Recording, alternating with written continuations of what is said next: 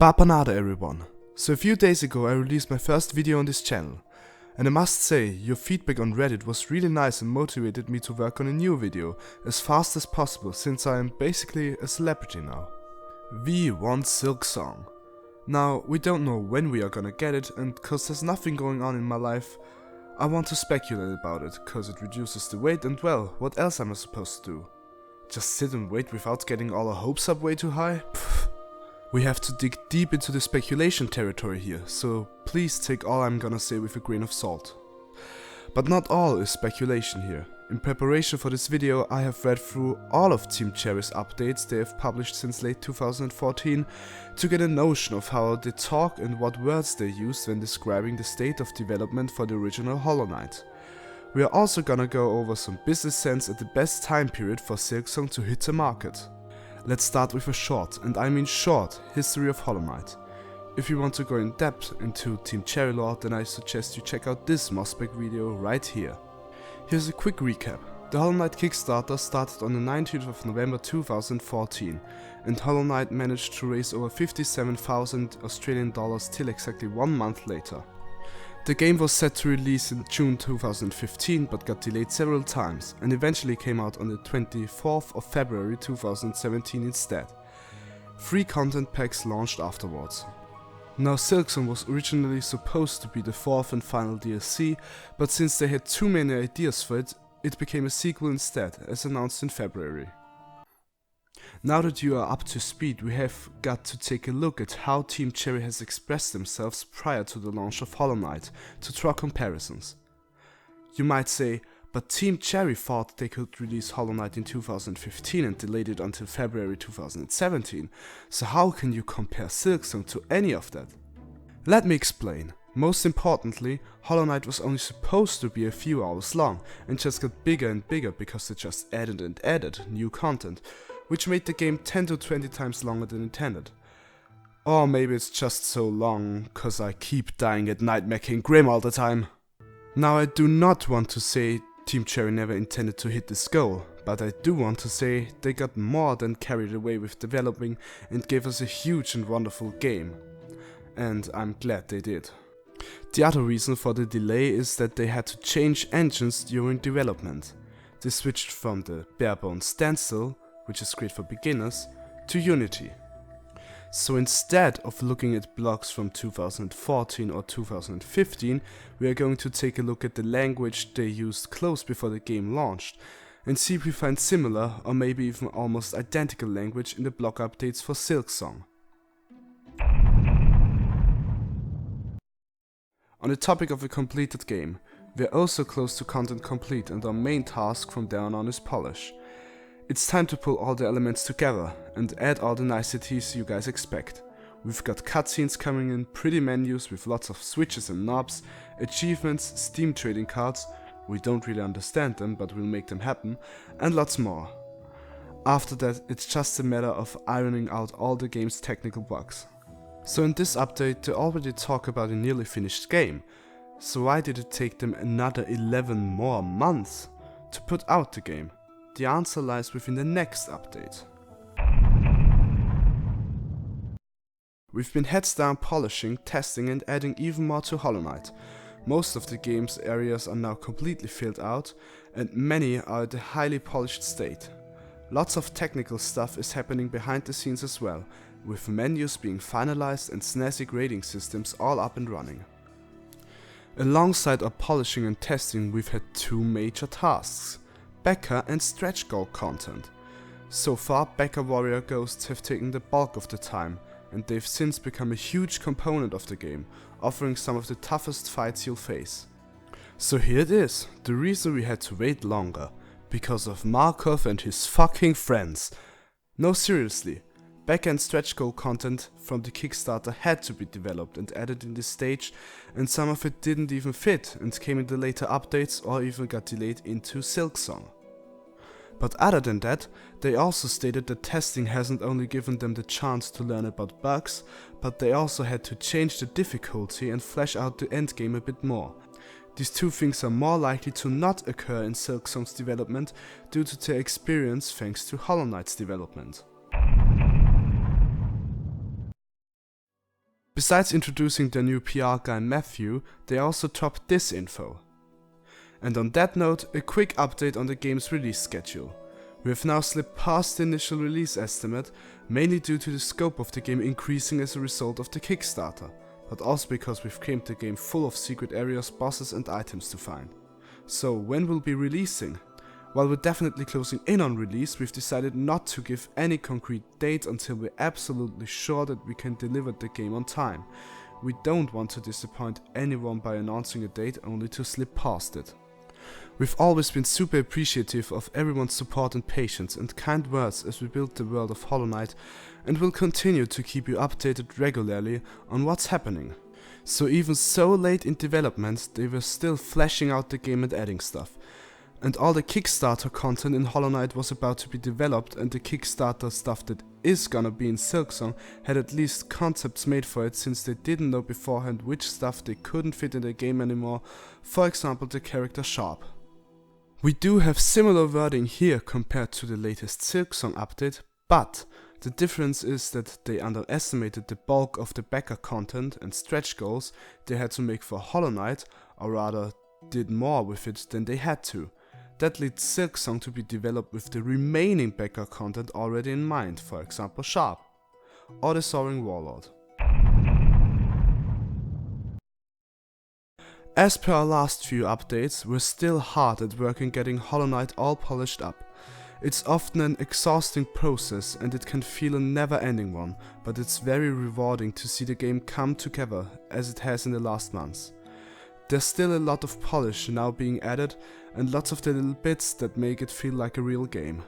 That includes achievements, dynamic button prompts, a full set of menu options and final script. So there is a 100-day gap there, which could be concerning since it could mean we could go the same amount of time without news for Silksong, but as stated in the blog, they seem to have at this point finally finished up all the additional content and are going into the final details. We haven't heard about something like that being done to Silksong, but fear not, they could also not tell us that much because they just don't need to. Let me explain. The marketing strategy for Hollow Knight was to be as open as possible, to assure the backers that the game is being done, and that it is going to be the best it can possibly be. With Silksong the strategy is different. Don't forget they kept this secret for almost 2 years. They didn't tell us a thing until February 2019, those cheeky Australian nerds, and they don't have to give us areas or NPC updates every second. They can be more vague, because I believe that they believe that the best experience they can give us is one where we got almost no clue about it. For Hollow Knight we knew about many areas, the Black Egg Temple, many NPC and bosses, the White Palace. For Silksong we got the trailer, the demo, a few words on Greymore, and that's basically it. They don't need to give us more info. Just the release date announcement trailer could be enough. Okay, I think I got this point across. Let's move on now to see if any other blog posts have something interesting to them. Ari is sorting out those last few gaps in the script, alongside game testing and constant polishing of the world. William is plowing through a mountainous list of his own polish tweaks and fixes, also doing lots more boss balancing. Some of these bosses are skewed ultra difficult. Dave is hooking all unlockable mode into the menus, making mirrors, and digging his way through more small bugs and fixes. He's also constantly optimizing code across the whole game. That's us accounted for, and that's Team Cherry signing off for now. All the very best, Team Cherry out. It seems like they are still working on the last few steps they already started working on before the October update.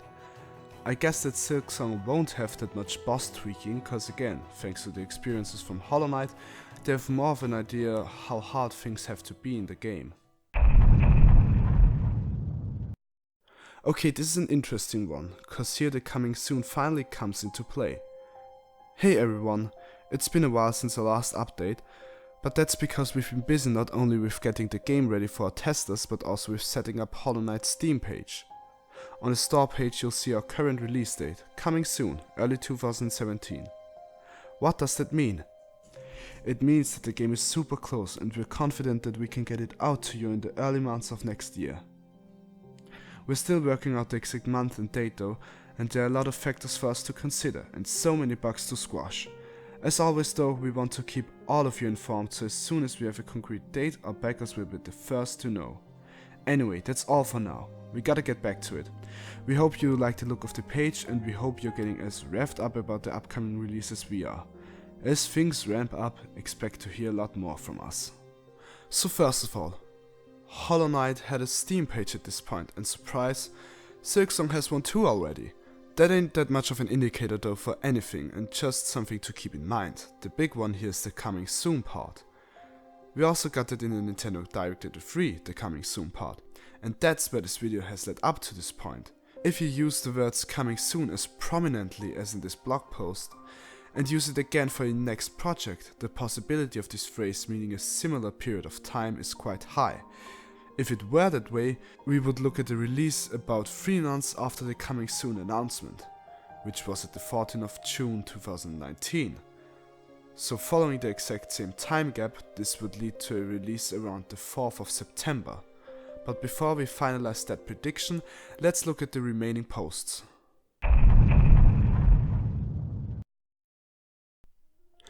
Though a few bugs are still getting sorted and more being discovered, balancing is currently the greatest area of challenge and our major focus.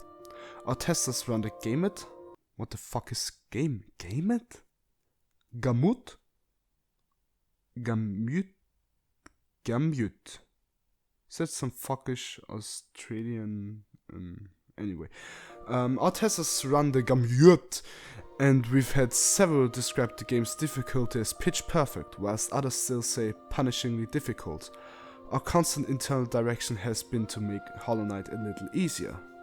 As crazy as this sounds, in the 2 years with a team of 3 people, we've somehow managed to create a game with more enemies than Castlevania Symphony of the Night, the figurehead of the whole genre. Did we set out to do this? No, but once we hit over 120 enemies, we knew we had a chance. Now with the game so achingly close to release, we can confirm a final tally of 149 enemies. That's a huge personal feat for us. All of our enemies are traditionally 2D animated, and many are incredibly intelligent, able to run, jump, fly, parry attacks and pursue the player. Over 40 of those enemies are bosses, so get ready for some huge encounters. There probably won't be as much need for bug fixing with Silksong and especially balancing, since they, again, got more experience now. Now I don't want to say that these things take up no time at all with Silksong, cause that wouldn't be true, but it will definitely take less time, maybe even 30 or 40% less. So at this point they even got the final enemy tally. In the Silksong reveal discussion video from Ari and Will, they did mention they were having over 150 enemies and that they were getting there to get them all in the game. So in February they had already over 150 enemy concepts and a good portion of them finished, which means every, or at least like 98% of bosses and enemies had already been planned at this point, which also gives us an idea on how far they were content wise. On the 10th of February 2017, the release date trailer dropped and the game came out after another 2 weeks. This tells us that the Silksong release date trailer could also be really close before release. So now let's look at the most recent Silksong update. Thanks to everyone for asking, we're sorry that we still don't have anything conclusive to say. For Silksong we're running on cherry time over here, that means both when it's ready and when it matches the quality and scale of Hollow Knight. Just know we will talk about the release date when we are 100% certain we can hit it. The last thing we want is to make promises only to see things slide. For now, we'll continue stuffing all sorts of strange critters and surprises into Silksong. We can't wait for you to play it. No release date yet, similar to the one we had in November 2016 with Hollow Knight. But more importantly, let's go away from Team Cherry and into the things Nintendo said at their E3 Nindy Treehouse showcase. Why go there? Cause the E3 reaches people faster, so everything you say on there has to be 100% thought through. They mentioned 2 things regarding Silksong release: coming soon and wrapping things up. By the way, I just wanna shout out that whole treehouse section, it was very well done, good job ladies. So now since we had a look at all that, where does this lead us? First we are gonna take a little look into the best release window for indie games. As we all know, November and December are when the big AAA games hit the store for Christmas. You don't wanna be around or close before that, since you get absorbed by some first person shooter and that does impact the sales.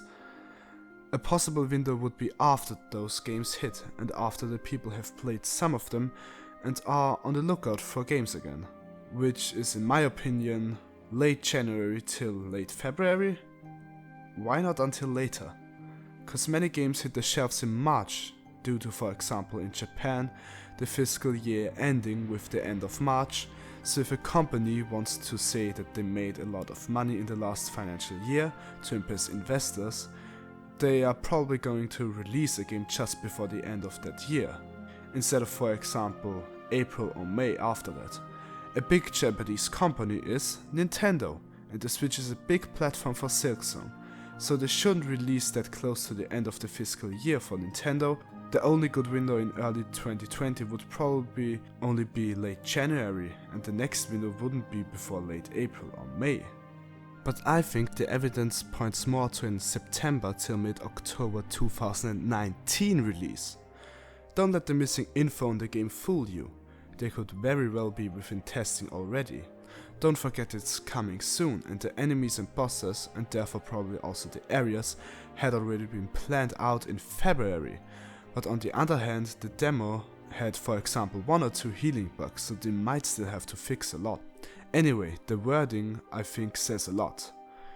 84 days from the coming soon announcement would be September 4th. However, I don't want our hopes to be too high, and although August or early September would be a nice release window to fill the summer gap, I will say Hollow Knight Silksong will come out at the last Sunday of September, which is the 29th of September 2019. Why that day? Simply because Hollow Knight came out at the last Sunday of its month, and nothing is more fun than overly precise predictions. So due to all speculation and evidence, I came to a conclusion which at least for me would be very nice. Now please still take all of what I said with a huge grain of salt. And I'm sorry for the viewers of my previous video, cause this video was kinda devoid of humor, but I had to get my points across without drifting off too much, and Nightmare King Grim killed the last humor that was left inside of me anyway. I want to thank you for watching. Please leave a comment on what you think the release is gonna be, and I don't know what the next video is gonna be about. Maybe a 10 reasons why Mamu is the best Dream Warrior and you can change my mind video, or a 10 reasons why Nightmare King Grim is gonna make me fucking kill myself.